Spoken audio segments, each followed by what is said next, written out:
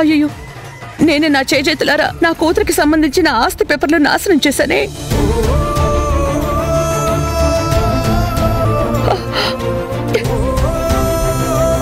సావిత్రమ్మా, ఇంకా ఎంతసేపు? ఆ డాక్యుమెంట్స్ త్వరగా తీసుకొనిరా. ఇప్పుడెలా జ్యోతి?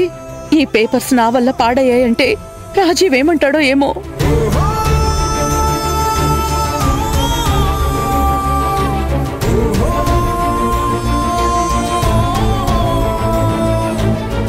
అమ్మా, నువ్వు పదమ్మా.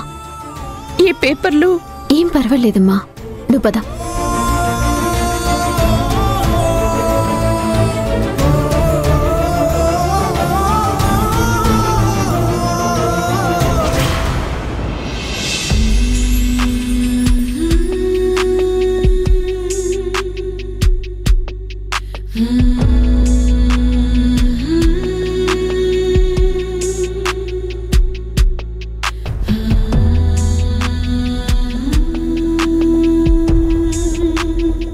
ఎందుకు అలా చూస్తున్నావు?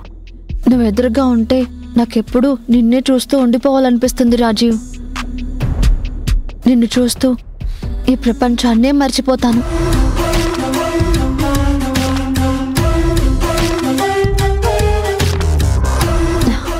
రాజీవ్, కొత్త బిల్డింగ్ నా పేరు మీద రిజిస్ట్రేషన్ చేయించమని అత్తే చెప్పారు కదా,